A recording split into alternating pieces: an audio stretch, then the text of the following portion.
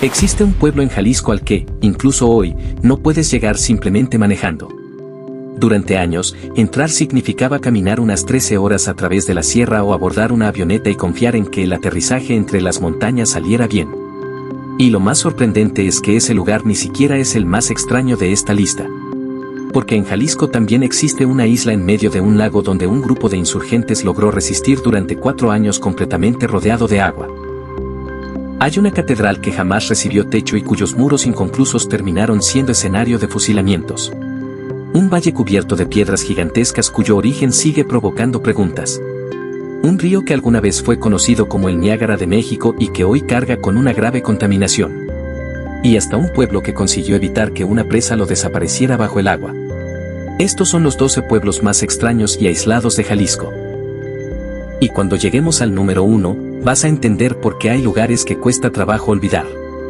Antes de empezar con el número 12, suscríbete a este gran canal para más videos como este, recuerda que es totalmente gratis.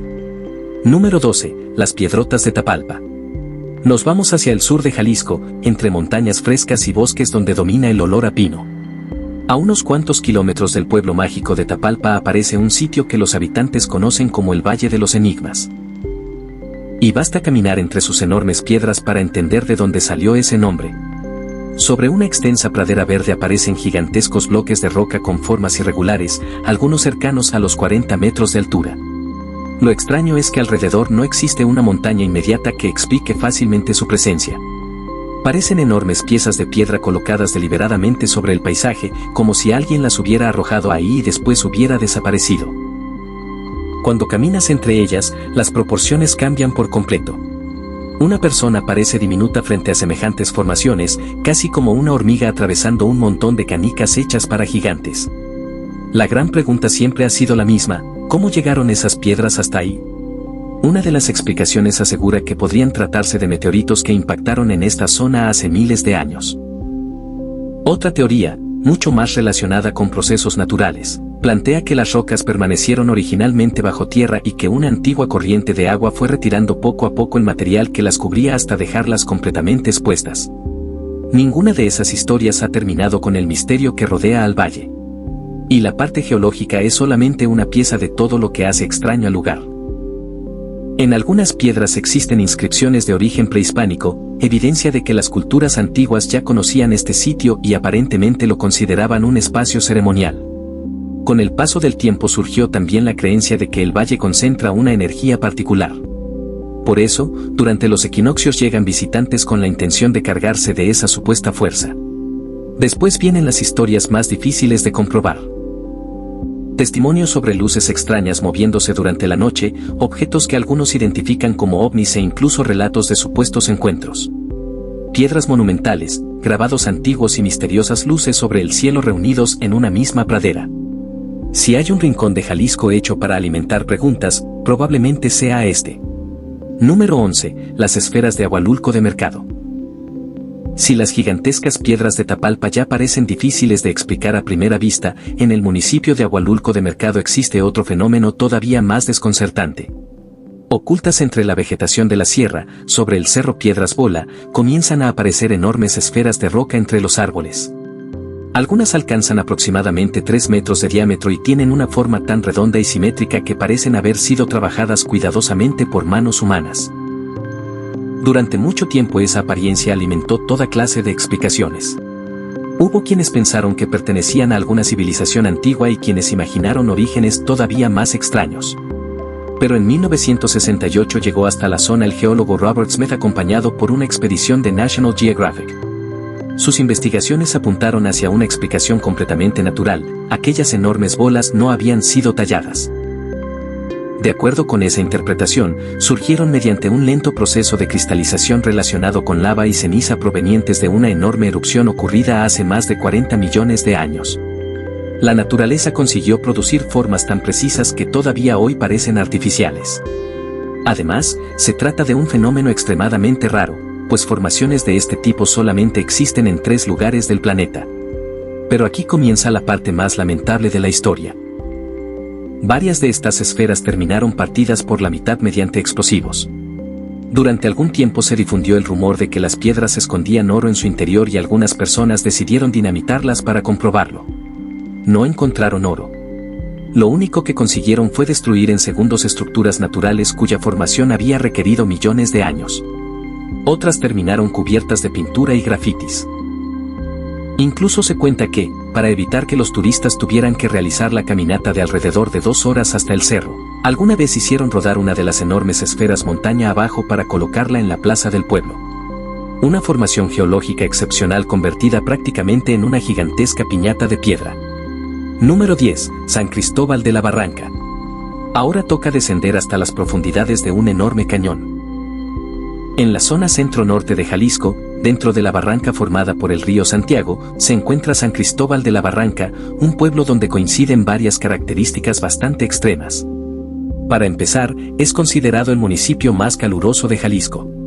Durante los días más intensos, las temperaturas han llegado aproximadamente a los 45 grados. El calor queda atrapado entre las paredes rocosas de la barranca y puede mantenerse incluso después de que cae la noche. Pero la temperatura solamente es el comienzo. San Cristóbal está asentado precisamente donde confluyen 3 ríos. 2 transportan agua relativamente limpia que los habitantes todavía aprovechan para pescar o refrescarse durante las tardes.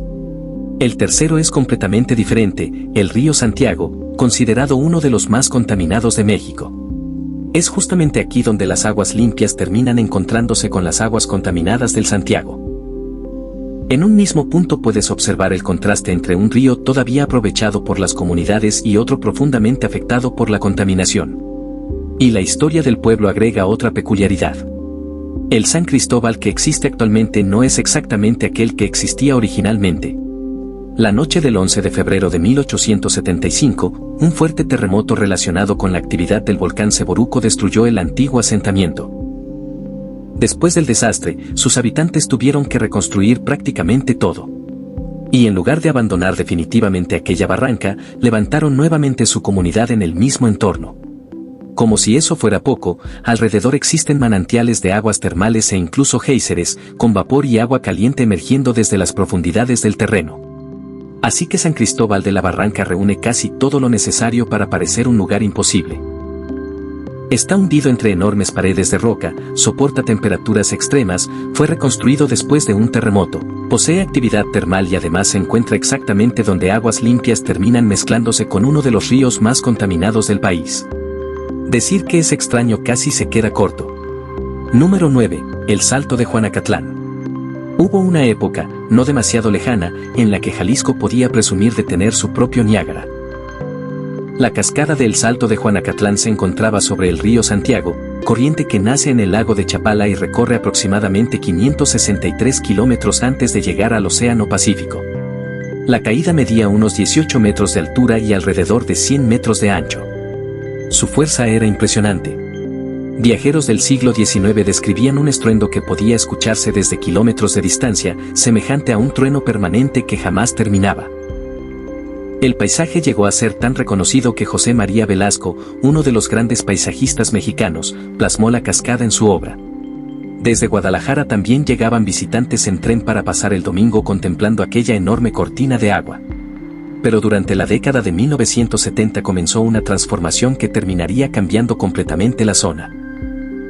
Numerosas industrias empezaron a instalarse alrededor del corredor y aquel río que durante años había sido motivo de orgullo comenzó a recibir descargas industriales y aguas negras. Décadas de contaminación terminaron convirtiendo uno de los paisajes más famosos de Jalisco en uno de sus problemas ambientales más graves. Actualmente, la cascada se encuentra en una de las zonas más contaminadas de México. El agua puede observarse espesa y blanquecina, mientras grandes cantidades de espuma se forman sobre la superficie y después son levantadas por el viento. Desde el mirador, antes incluso de concentrarte en el paisaje, aparece otro problema, el olor. Un hedor intenso que se vuelve todavía más fuerte durante los días calurosos. Para muchos habitantes de la ribera, mantener cerradas las ventanas se volvió parte de la vida cotidiana, incluso cuando las temperaturas suben.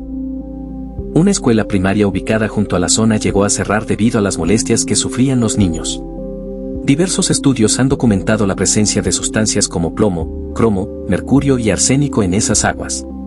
En este municipio y las localidades vecinas viven alrededor de 190.000 personas expuestas a esta realidad. La situación llegó a ser tan conocida que grupos de activistas organizaron lo que bautizaron como el Tour del Horror, un recorrido destinado a mostrar las consecuencias de la contaminación del río.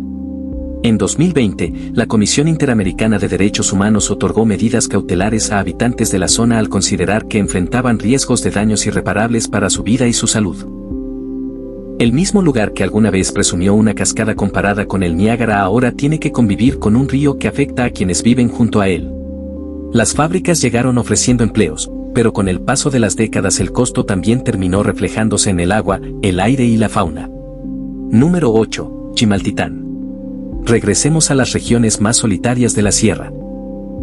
En el extremo norte de Jalisco, dentro del impresionante cañón de Bolaños, se encuentra Chimaltitán, un pueblo cuyo propio nombre conserva parte de su pasado. Chimaltitán significa aproximadamente entre los escudos, una referencia relacionada directamente con la actividad que existía aquí durante tiempos prehispánicos.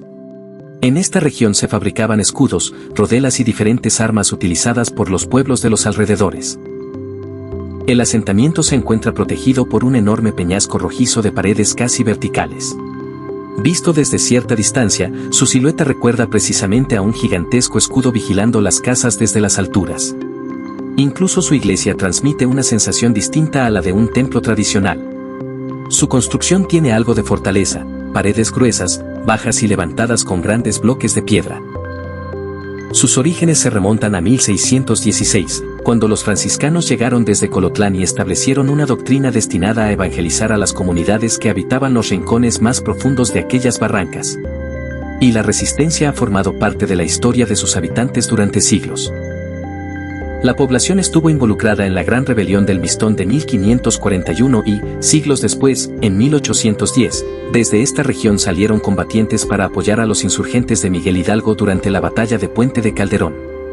Sin embargo, lo que actualmente demuestra hasta qué punto Chimaltitán permanece apartado del resto de Jalisco son sus condiciones modernas.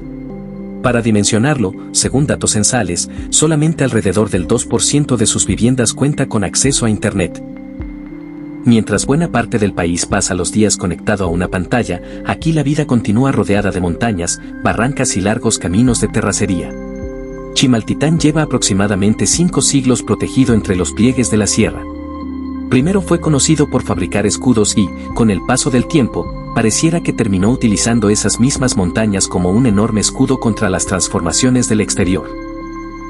Mientras el mundo avanza a toda velocidad, aquí todavía quedan rincones donde el tiempo parece moverse mucho más despacio.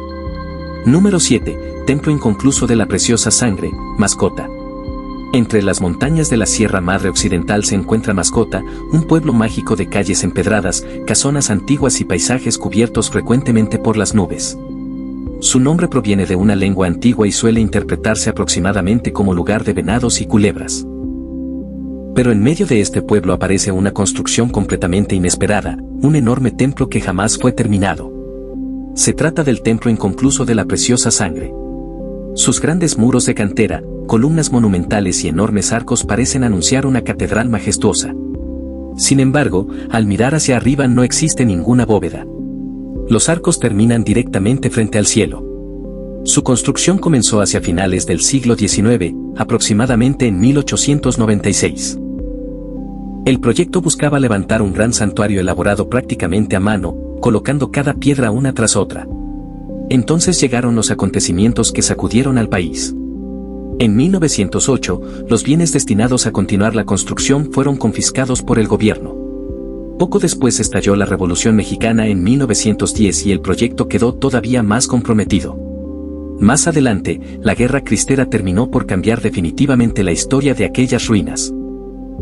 Y aquí aparece la parte que muchos visitantes desconocen. Alrededor de 1926, durante aquel conflicto religioso, los muros inconclusos dejaron de funcionar simplemente como los restos de un santuario que nunca se terminó. El lugar fue ocupado y utilizado para encarcelamientos y fusilamientos. Entre aquellas enormes columnas hubo hombres detenidos y personas colocadas frente a muros que originalmente habían sido levantados con fines religiosos, pero que terminaron convertidos en paredes de ejecución. La tradición local también sostiene que algunos de los muros fueron recubiertos utilizando una mezcla de cal, arena y sangre de animales. Con los años, el sitio volvió a transformarse. Actualmente las ruinas funcionan como jardín y espacio cultural. Bajo aquellos enormes arcos abiertos se realizan conciertos, presentaciones y obras de teatro. Donde alguna vez hubo violencia, ahora vuelven a escucharse música, conversaciones y aplausos. Ese contraste es precisamente lo que vuelve tan particular al lugar, un edificio concebido como santuario, abandonado antes de terminarse, utilizado durante un conflicto armado y finalmente recuperado como espacio para la cultura.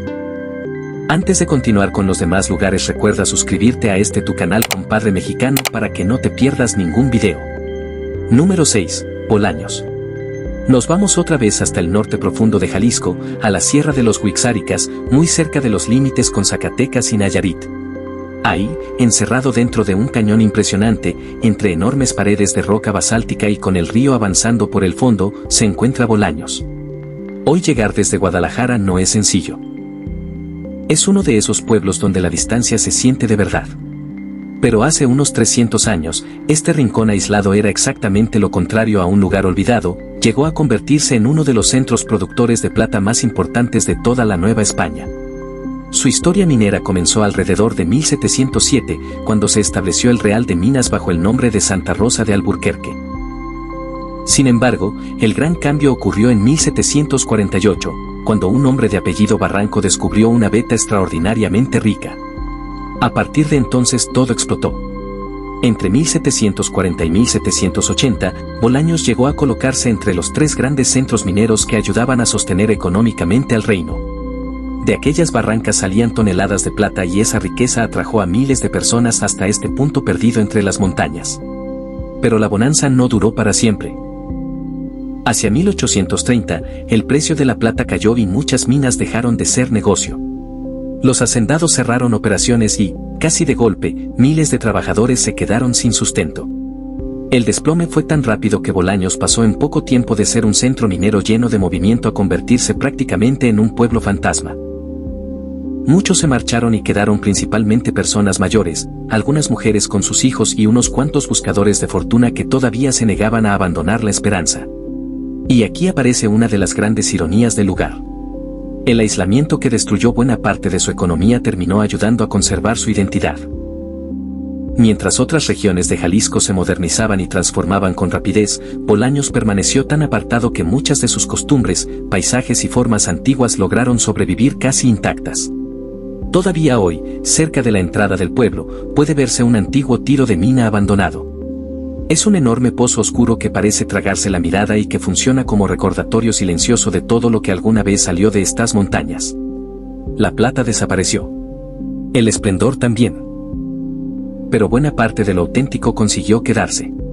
Y si Bolaños es la historia de un lugar que dejó de ser útil para el mundo exterior, el siguiente caso fue todavía más duro, porque su destino se decidió desde muy lejos. Número 5. San Sebastián del Oeste. En la Sierra Occidental de Jalisco, aproximadamente a 60 kilómetros de Puerto Vallarta, existe un pueblo que muchas mañanas parece borrarse del paisaje. San Sebastián del Oeste suele despertar cubierto por una neblina espesa que invade sus calles empedradas y envuelve las casonas antiguas hasta hacerlas parecer suspendidas entre las nubes. Esa atmósfera, combinada con el silencio de sus calles, le ha dado fama como uno de los pueblos fantasma de Jalisco. Pero el apodo no tiene que ver solamente con la niebla. Durante la época colonial, este lugar llegó a ser uno de los centros mineros más importantes de la Nueva España. En sus alrededores se explotaron numerosas minas de oro y plata y llegó a haber alrededor de medio centenar funcionando al mismo tiempo. La riqueza atrajo a miles de personas. El pueblo creció hasta rondar los 20.000 habitantes y aparecieron haciendas, familias adineradas y grandes fortunas relacionadas con la minería. Hoy la realidad es completamente distinta. De acuerdo con datos de la Secretaría de Turismo, en el corazón del pueblo viven apenas unas 600 personas. Pasar de unos 20.000 habitantes a alrededor de 600 ayuda a entender hasta qué punto cambió todo. Y lo más sorprendente es la manera en que terminó aquella época de riqueza. A finales del siglo XIX, aproximadamente en 1888, los trabajadores de las minas se declararon en huelga para exigir mejores condiciones laborales. El gobernador de Jalisco en aquel momento, Ramón Corona, envió a un representante para negociar. Contra lo que muchos esperaban, prácticamente todas las exigencias de los mineros fueron aceptadas. parecía una victoria. Pero la empresa propietaria de las minas no tenía su sede en Jalisco, ni siquiera en México. Sus dueños se encontraban en Nueva York. Desde aquella oficina, a miles de kilómetros de distancia, rechazaron los acuerdos alcanzados por su propio representante y ordenaron detener las operaciones. Así, el futuro de miles de personas que vivían en una comunidad de la Sierra Jalisciense terminó resolviéndose desde un despacho lejano por personas que probablemente nunca caminaron por esas calles ni conocieron aquella neblina. Las minas cerraron y, sin la actividad que había dado origen a buena parte de su riqueza, San Sebastián comenzó a apagarse. Todavía hoy puede subir hasta el Cerro de la Bufa y observar el paisaje extendiéndose hacia la Bahía de Banderas. Desde arriba, San Sebastián parece quedar suspendido entre la montaña, las nubes y el mar, como un pueblo esperando que alguien vuelva a acordarse de él. Número 4. Ayotitlán. Ahora bajamos hasta el sur de Jalisco, a la Sierra de Manantlán, justo en la zona limítrofe con Colima. Ahí se encuentra la comunidad indígena náhua de Ayotitlán, rodeada por barrancas, bosques de niebla y una biodiversidad extraordinaria. Esta región es uno de los pocos sitios de México donde todavía habitan las 6 especies de felinos que existen en el país, incluido el jaguar. Pero entre todas sus riquezas naturales, Ayotitlán resguarda algo todavía más sorprendente. A finales de la década de 1970, entre 1977 y 1979, investigadores de la Universidad de Guadalajara y de la Universidad de Wisconsin localizaron en estas montañas una planta que prácticamente se creía desaparecida, el teocintle perenne. No se trata de una especie cualquiera. Es uno de los parientes silvestres más antiguos del maíz, una especie estrechamente relacionada con la planta que durante siglos ha alimentado a millones de personas. Y únicamente crece en esta región. Por esa razón, su material genético ha despertado enorme interés científico, ya que puede utilizarse para estudiar y fortalecer variedades modernas de maíz. En una montaña escondida de Jalisco sobrevivía, sin que casi nadie fuera consciente de ello, una pieza fundamental para comprender la historia de uno de los alimentos más importantes del planeta. El descubrimiento fue tan relevante que en 1987 el gobierno federal decretó la Reserva de la Biosfera Sierra de Manantlán, protegiendo alrededor de 140,000 hectáreas. Pero para la comunidad de Ayotitlán, la historia de su territorio también está marcada por conflictos. En 1696, la corona española había reconocido a sus habitantes alrededor de 460,000 hectáreas dentro de lo que se conocía como la República de Ayotitlán. Con el paso de los siglos, los despojos y la expansión de haciendas fueron reduciendo aquella enorme superficie hasta dejar menos de 10,000 hectáreas. Después, en 1975, la minería de hierro comenzó a extenderse por la sierra y abrió nuevos conflictos por la tierra y los recursos. Defender este territorio ha tenido consecuencias graves. Uno de los líderes comunitarios más conocidos, Celedonio Monroe, desapareció en 2012 y hasta hoy no se conoce con certeza qué ocurrió con él.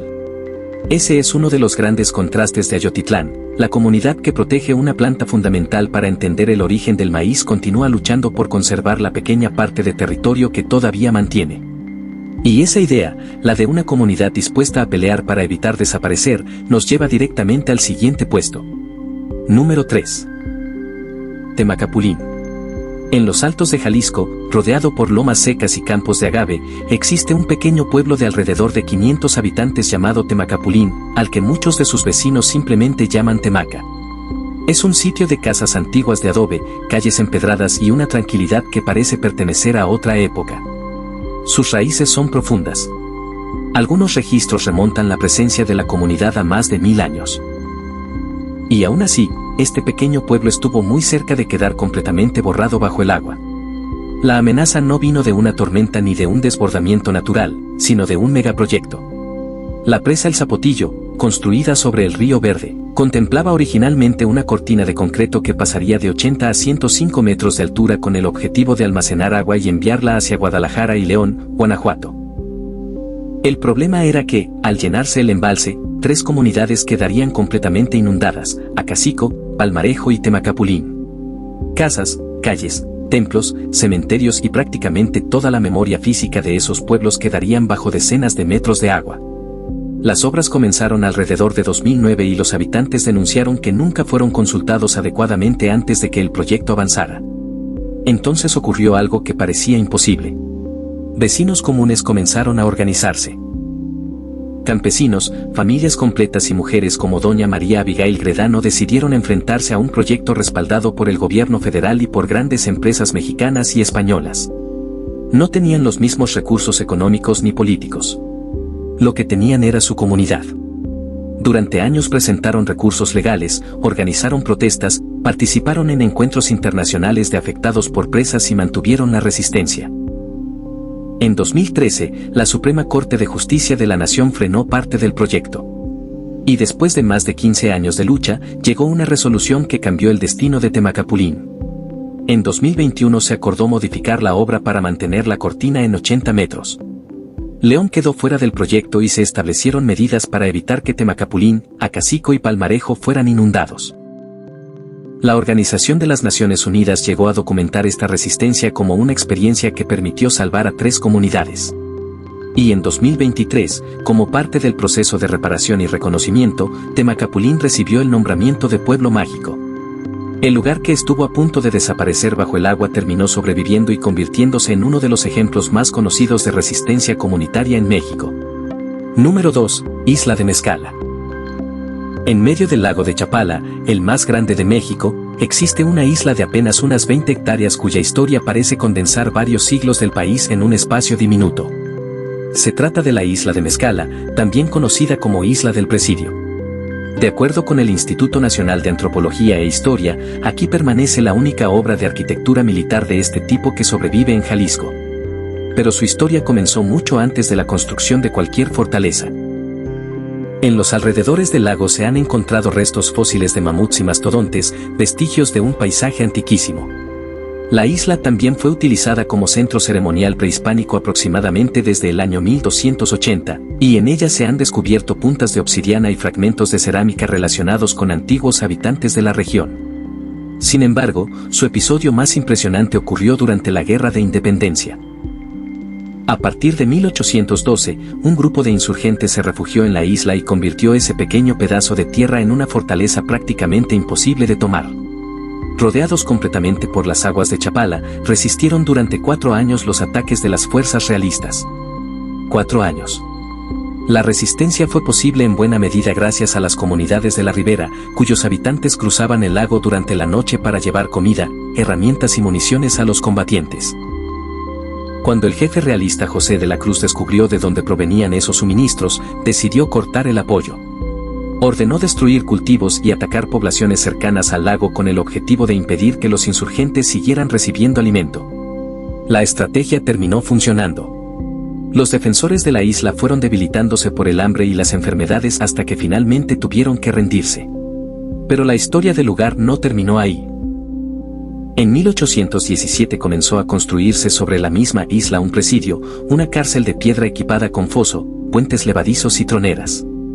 Funcionó durante buena parte del siglo XIX y en sus calabozos fueron encerrados presos provenientes de diferentes comunidades de la ribera. Las condiciones eran extremadamente duras. Hubo internos que murieron de hambre, sed y enfermedad dentro de aquellas construcciones. Todavía pueden visitarse estructuras del antiguo cuartel donde se fabricaban proyectiles y municiones.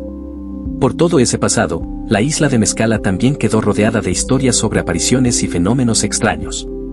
Existen recorridos nocturnos en los que visitantes atraviesan las ruinas del fuerte mientras el lago permanece completamente oscuro y silencioso. Una fortaleza rodeada de agua, un escenario fundamental de resistencia insurgente y posteriormente una prisión. Todo concentrado en unas cuantas hectáreas. Número 1. San Andrés Coamiata, Tateyquie. Llegamos finalmente al lugar mencionado desde el inicio. En la zona más elevada de la Sierra Norte de Jalisco, dentro del municipio de Mezquitiqui a unos 2.500 metros sobre el nivel del mar, existe una comunidad wixárika asentada sobre una meseta rodeada de bosques y montañas, cerca del punto donde convergen Jalisco, Nayarit y Durango. En español es conocida como San Andrés Coamiata. Pero en lengua wixárika recibe el nombre de Tateyquie, que puede traducirse como la casa de nuestra madre. Durante generaciones fue uno de los asentamientos más difíciles de alcanzar en todo Jalisco y, precisamente por esa dificultad, también uno de los mejor protegidos frente a las transformaciones del exterior. Llegar podía significar un viaje de hasta 13 horas desde Guadalajara, seguido por largos trayectos de terracería ascendiendo por la sierra. Otra alternativa era abordar una pequeña avioneta desde Nayarit, volar alrededor de 40 minutos y aterrizar sobre una pista aislada entre las montañas. Este nunca fue un pueblo que simplemente quedara de paso. Había que decidir ir hasta él. Y probablemente esa distancia fue una de las principales razones por las que consiguió conservar una identidad tan profunda. Los wixárikas, conocidos durante mucho tiempo fuera de su comunidad como huicholes, buscaron refugio en estas montañas para alejarse de la conquista española y evitar ser completamente asimilados. La geografía jugó a su favor. Mientras numerosas comunidades indígenas del territorio mexicano fueron modificadas profundamente durante la colonización, en estas sierras los wixárikas lograron preservar buena parte de su lengua, sus ceremonias, sus autoridades y su forma de comprender el mundo. Tateyque todavía mantiene un sistema de gobierno encabezado por autoridades tradicionales y conserva espacios ceremoniales que funcionan de acuerdo con normas propias de la comunidad. Pero una de las expresiones culturales más impresionantes ocurre fuera del pueblo. Cada año, desde estos centros ceremoniales parten grupos wixárikas para realizar una larga peregrinación hacia Wirikuta, en el desierto de San Luis Potosí. Guiados por el Mara Akeime, su autoridad espiritual, recorren más de 500 kilómetros atravesando distintas regiones del país. Para ellos, Wirikuta es uno de los lugares más sagrados de su cosmovisión, asociado con el nacimiento del sol y con el Cerro Quemado.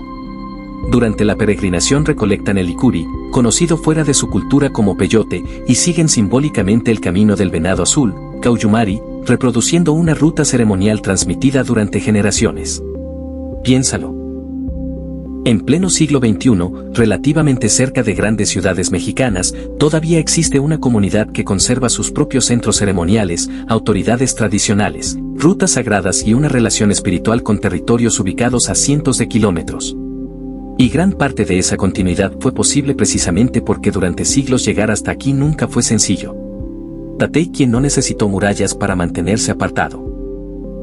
Le bastaron las montañas, la distancia y generaciones enteras decididas a conservar su forma de vida. Y quizá esa sea la pregunta más importante con la que termina este recorrido, no solamente por qué algunos pueblos siguen tan aislados, sino cuánto de la historia y la identidad de México continúa sobreviviendo precisamente en los lugares a los que todavía cuesta trabajo llegar.